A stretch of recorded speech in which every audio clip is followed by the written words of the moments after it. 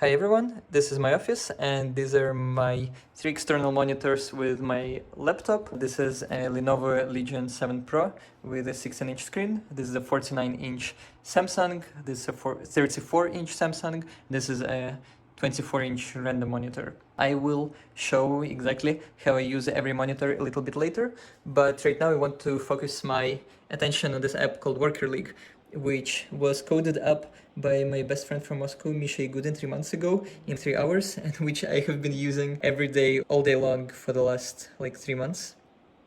So you can see that it asks me what was I doing in the last minute. It asks me whether I was working on new science. This is procrastination, and this is things that are good but not related to new science, and these two buttons I pretty much do not use. So you can see that today's Sunday, so I only checked email in the morning and did some urgent things related to new science. So I only worked 2 fully focused hours, and I spent the bulk of the time doing Sunday things and shooting this video. So this standing desk right now is at the level at which I'm comfortable looking at this big screen, but I have a special setting which I can press, and this monitor arm will get right into the roof, but my webcam now is much closer to the level of my eyes, which I find very convenient. And similarly, if I'm taking calls when sitting, I have a setting that makes laptop webcam to be at the level of my eyes, which is great because I don't need to hunch. And if I'm just working, then it's going to be quite a bit lower, like 20-30 centimeters lower. So let's move on to the monitors themselves. Let's start with my laptop monitor. It has 3 main uses. First, it hosts New Science Virtual Office, where we hold meetings and where I usually just hang out most of the day. And when I have video calls, I just place the window with the video call right here, right below the webcam. I have this app called Divvy that I can summon with a shortcut, and that has a bunch of shortcuts that I defined that allow me to move windows across the screen super easily. So if you want to have someone in full screen, I can do this, or I can press Ctrl-Alt-W and then place the window right here. So these are the 2 uses. Then the third use is to hold a bunch of these windows that are always on top. The first one that we'll discuss is incoming. So this is basically a giant text file that I usually write conversation notes into, or just like random notes that I don't want to deal with immediately, or where I just like think in writing. So for example, here you can see that I was thinking about like the goal new science maybe should be setting, and I find that just like doing math or multiplication in the head is much more difficult to do than multiplication on paper. The same holds for thinking. And so when I need to think some difficult thoughts, I find that often I circle endlessly around the same thoughts in my head, and so I can just instead start writing things down. I think better. I had this like call with IP lawyer or whatever that I wrote down, and so I usually clean up notes that are older than 1 month, because this also serves as a sort of this kind of spaced repetition system, because I return to my notes that are already pretty old, and maybe a month later I'm like, wait, I actually forgot about some action, or maybe I want to follow up on that, or maybe something changed. And yeah, so then there is this write bar, which I clear out every morning.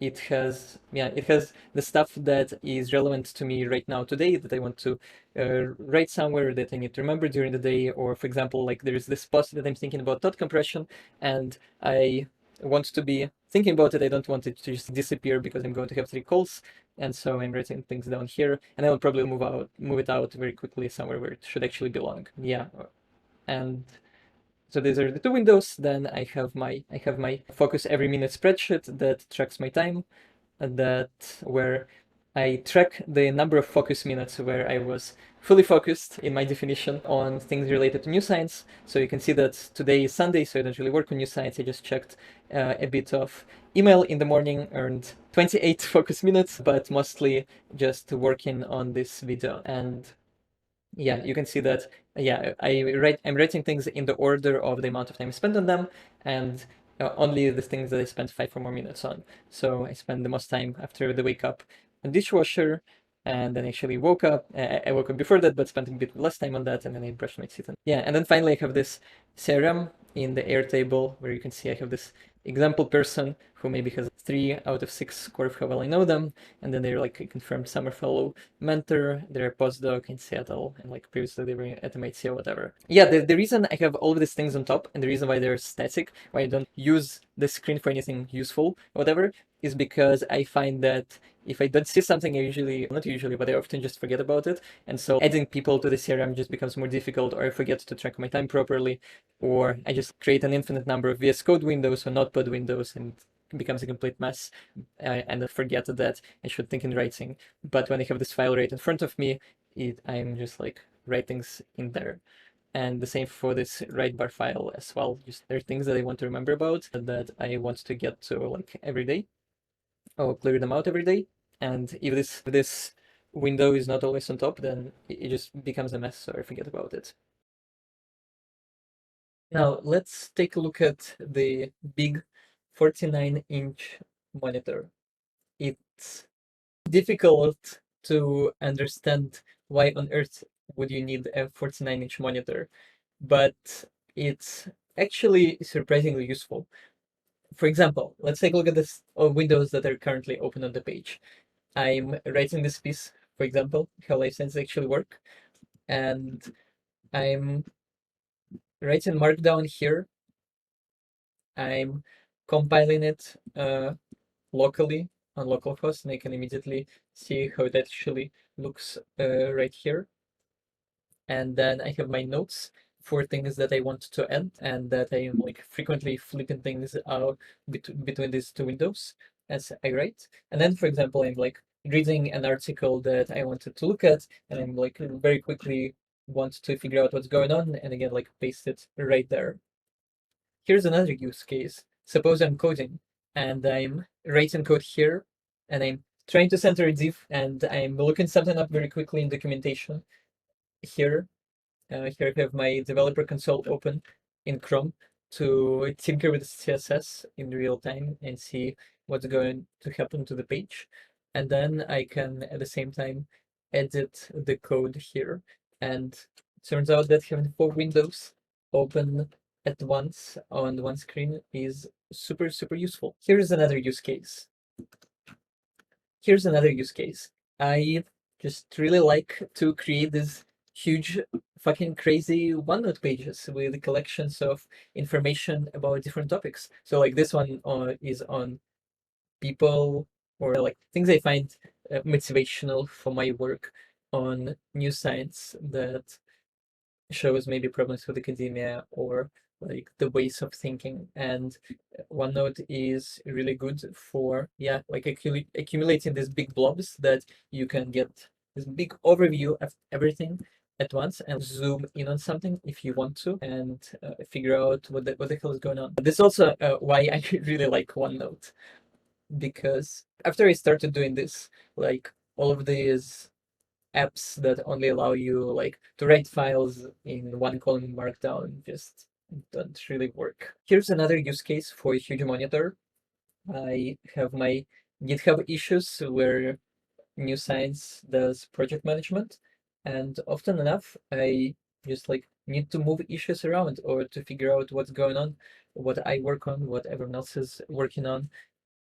The final thing that a huge monitor is super, super useful for is spreadsheets. So here's a real example. I was doing research on this paper called Ideas Harder to Find, and the paper had this spreadsheet in it. And I spent many hours interacting with it, figuring out what's going on, looking up data, and just being unfortunately, I did not have this monitor at the time, but if I had, this is what I would do. I would have this huge spreadsheet with everything being available for me to see, and then the text where I can immediately interact with the spreadsheet and maybe do some kind of research, or again do some kind of operations in a way that's way less friction compared to if I had maybe this like tiny 34-inch screen, and then the only thing that I could do would be this amount of information. I would have to scroll or whatever.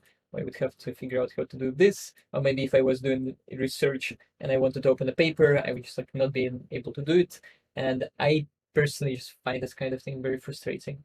I think it makes like research, and it just makes doing things more difficult than it should be. Okay, but that's enough of me extolling the virtues of having a huge monitor. Here's something that I want to show, which is my daily checklist 2022. This is the thing that I do first thing in the morning when I wake up. As you can see, today I woke up around 3 a.m. I turned my computer on. I did my dishes, went along this checklist, and it's yeah, I just find it like immensely useful to have a checklist of things that like walks me through like checking slacks and inboxes and making sure to do Anki and clean things up and I don't know, wash my hair if I have in-person meetings. And there are a couple of things related to this checklist that I want to point out, which I think are interesting. The first one is that suppose I am my distracted self and I have something I'm doing research on, and I have this giant window, and then I have my how life science actually works piece open and some other window here, and then I no longer see my daily checklist. What do? I probably just forget about it. But fortunately, I have this shortcut that just control space, which I press. And now, if I want to open something here, it goes under the checklist. It goes under the window. Um, and this is how I make sure that I do not forget the checklist. So usually for the first couple or maybe 2 or 3 hours in the morning or maybe more. So you can see today that actually I started it at 3:38 and I finished at 7:32. So this checklist just stays always on top and I do not put anything over it. One thing that you can also notice here is this line called morning tabs, and I want to show what it does. So I just have my list when you check social media in the morning and stuff and news. So the thing I do is I just have this folder with all of the things that I want to check, and I click open all, and they all of the sources that I want to check in the morning. Just the computer freezes a little bit, and then everything becomes open, and I go over all the sources really quickly. Again, super convenient, something that I only discovered maybe a year ago. And similarly for the weekly review that I do for New Science, I instead of going over every individual board in GitHub and looking at different things, I just bookmarked all of them. And now I just need to click open these windows and then I can blaze through them, looking at everything I need to look at and making sure that everything stays on track. So this is really nice. The other thing that I wanted to discuss a little bit is my waking up. So you might be wondering, how the hell are you waking up at 3 a.m., Alexei? And the answer is that it's not easy.